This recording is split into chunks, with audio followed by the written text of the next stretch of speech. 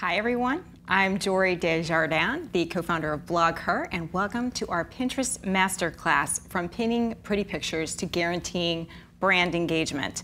This is a masterclass, as I say, on Pinterest, and we have in our audience, which I'm thrilled about, some master pinners here who will help us today. And I also have with me Bob Gilbreth, who is the co-founder of Ahology, the full-service optimization technology that is specifically built for Pinterest, and the perfect expert to have for our session today.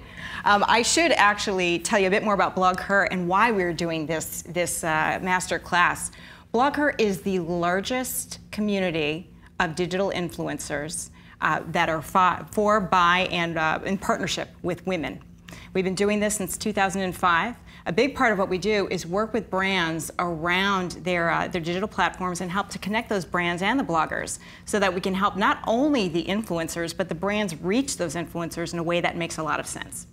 We reach about 92 million uniques every month across multiple platforms.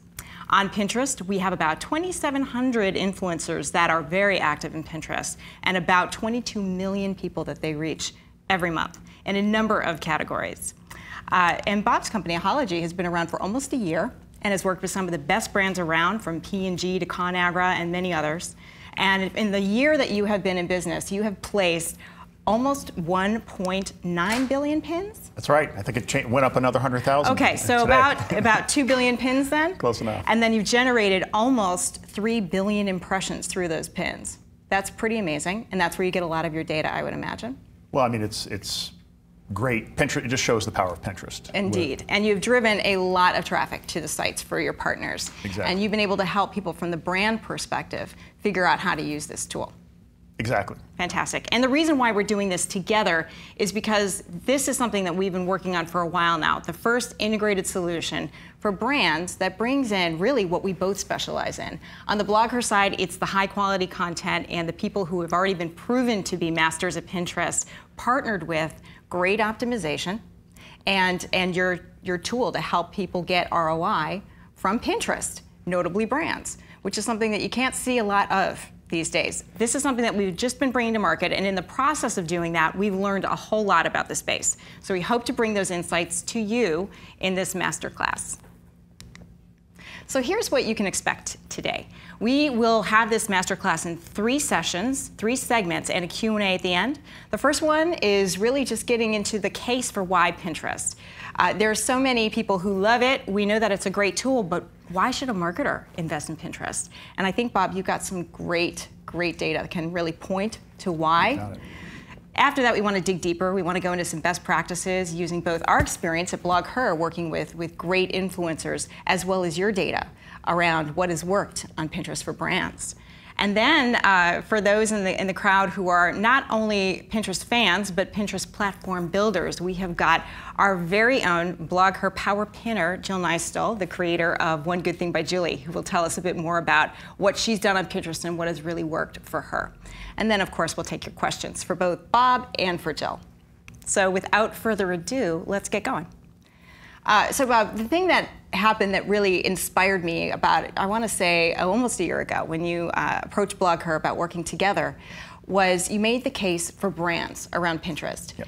Now, at the time, we knew Pinterest was a big deal. Pinterest was roughly the 2nd largest referrer of traffic to our bloggers. Mm-hmm. And in some cases, in some categories, the foodies here will agree, the #1. So we knew it was a big, powerful thing for our influencers, but you made the case for why it is for brands. Could you tell us a bit more about that? Yeah, I think, you know, I've been working in digital marketing for almost 20 years now, and I think, you know, we've seen a lot of things come and go. I think a lot of brands are excited about what's new, but unfortunately, there are so many new things, it's hard for them to keep track of and figure out the right way to win. But Pinterest is really, I think, a game changer for marketing, and I think it's the first social media, because it still fits under that group, that's really made for marketing. I think you could see it in the data already. As Jory said already, across the web, Pinterest is the 3rd biggest referrer of traffic. So #1 and #2 for BlogHer's members, yes. #3 overall, showing where there's more power there. If you compare it to things like Facebook, Facebook's great, it works well for certain things. But in terms of getting engagement on an everyday basis, in terms of getting people to come to your website, Pinterest is about 7 times is the number of visits to a website that Facebook gets. For marketers, again, it's a great demographic. You know, there's men and women on Pinterest, Indeed. but it's a lot of women, and that's what a lot of marketers are looking for. Women control, 90% plus of purchase decisions, so it's a great way to find them. But I think the thing is that Pinterest is really about often leads to a purchase. 70% of people say that Pinterest has led to a purchase. And if you look at what people pin, it's things like a recipe. Well, you're going to have to buy the ingredients eventually. Right. Or if you're redecorating a kitchen, there's tens of thousands of dollars up for grabs. And while marketers sometimes struggle to make it out of the social feed or the friend feed of something like Facebook, a brand can win just as much as anyone else on Pinterest by sharing great content. So I think it's really exciting. We did a study in 2012 where we asked thousands of influencers what platform were they more likely to buy from, and of course Pinterest. This is the first time we really started to see some traction with Pinterest, well over Facebook. Facebook is a great reach tool, don't get me wrong, but when you're talking about the inspiration phase, we just found the very same results. Definitely, yep. Another thing that that I found so interesting in working with you, and when we've done our work with the brands, is that many brands take the playbook for what they did in Facebook, and then they try to apply it to Pinterest, and then they're sorely disappointed, and they wonder what happened. Exactly. So you actually do a great job of explaining to brands why Pinterest is not Facebook, which sounds kind of obvious, but when you're a marketer, you're just thinking, hey, this is where all the people are. I've got to do something. And yeah, and what I think do you tell there's, most brands, it's taken 5 or 6 years for them to figure out what to do on Facebook, and by this time they have a process. They know how often they're supposed to update, what kind of things to write about. Pinterest is a lot different, and we've seen brands get frustrated when they try to apply that same kind of Facebook process into the Pinterest world. If you think about it differently, Pinterest is much more, you can get a visual scan of every update that a brand has. Instead of waiting for EdgeRank to weed you in or weed you out, Pinterest is a raw feed of everything that you've pinned from your account. So there's more opportunities to engage people. The visual scanning is much easier to go through. I think that there's not as much need for something like EdgeRank because you can swipe through 6 or 7 images at a time to find what's interesting. Your mind processes images in fractions of a second versus having to take several seconds to read a piece of copy in an update. And I think again, where Facebook is still at the end of the day, it's friends communicating with friends. Anything a brand does has some degree of encroaching on that. Versus Pinterest is about discovering ideas, inspiration, and a brand has just as much right to share that as anyone else. We're going to talk, I know, a little bit more. They do pull and try to curate for you, and that's not always the right experience. And I think that Pinterest doesn't try to make that determination, which is why, from a user perspective, even though you do get everything, there is a natural curation without having to tell you this is what you're going to look at. Right. A lot of that curation is repins. So 80% of the pins you see on your feed has been something that someone else has shared through repins. So that almost sorts through the content for you to get the best stuff. And you also do a great analysis of Pinterest versus Google. Yeah. Which this was an interesting insight that you shared, that Pinterest would probably see itself as more competitive with Google than it does with Facebook. Well, I think, and competitive may be too strong a word, but different things have different places. And I think what we're seeing is that Pinterest is very much about discovery, finding things that you didn't even know you could do or need. So it becomes more of a search kind of tool in some ways. And we see some people starting to start searches on Pinterest. So again, different elements for each. Google is very much a lean forward. I'm looking exactly for this, or I'm ready to buy right now. Pinterest is not sure what I want to do. I want to see. I want to cruise around. I've got a topic that interests me. So while Google is very far down in the purchase funnel, Pinterest is much higher. So it's that kind of light discovery that still can lead to a purchase one way or the other. Again, Pinterest very light. Again, that visual search that's been curated helps a lot. Some people get frustrated, and won't go below the fold even on Google before starting a new search, where people are okay if they have to swipe 20 pages down to find something that interests them on Pinterest. Right.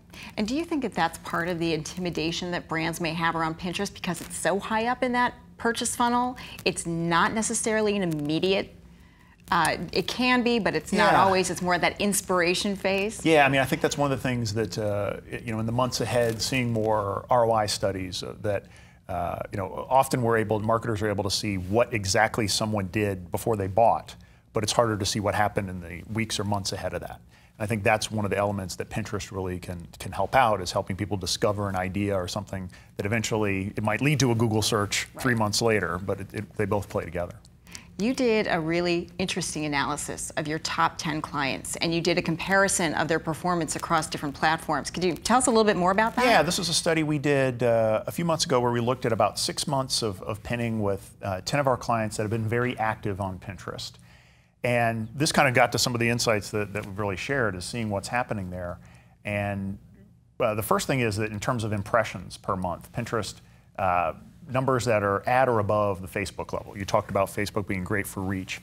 Pinterest is incredible for reach from what we've seen. Again, getting more updates, more visibility, benefiting from repins. But the second piece is that people are digging in deep. We see about a 1.2% click-through rate on Pinterest. And that actually is a double click rate. That's someone clicking on it once to expand the picture and then clicking again to go to a website wherever that content is. So it's kind of 2 clicks for the price of 1. And that 1.2% is right in there with what Google overall organic, if you appear somewhere on that first page of organic search, it's about a 1 to 3% average click rate from there. So it's getting people to go. And finally, just I hate saying this, but Pinterest is viral. That term's been thrown around way too much in the digital marketing world so far, but Pinterest is the first thing that where your followers are just the nugget. That 80% of pins being repins means that you use your followers as a seed, and then you can see sometimes 5 to 10 times the amount of engagement from people repinning and sharing it. And that compares for a Twitter, for example, about 2% of tweets that you might see are retweets. So again, very powerful, and I think that's why brands should look at Pinterest as a possible game changer for all of their marketing. Well, and you just answered a question from someone in our audience that we were collecting earlier about how do you make Pinterest viral?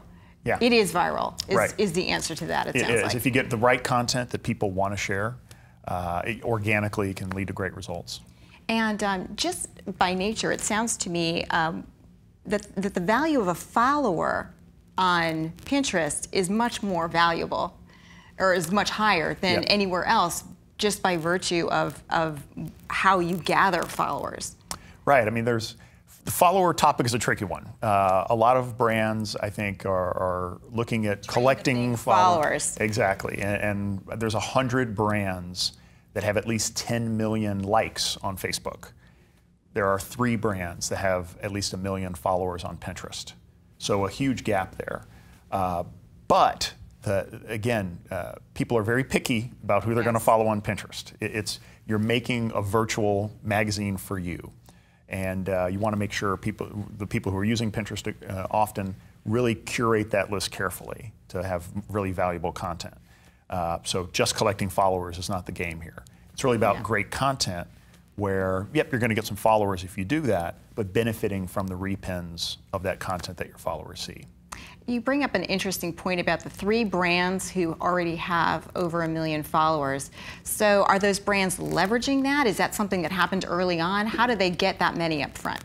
Yeah, Nordstrom, LL Bean, Lowe's, 3 of the companies that were there, they benefited from being early in, frankly. And in many cases, Pinterest actually recommended those accounts and some others to people who were just signing up for Pinterest for the first time. Because it would be a bad experience if you signed up for Pinterest and, well, who do I follow? So there were some nudges and some popular boards that those brands benefited from.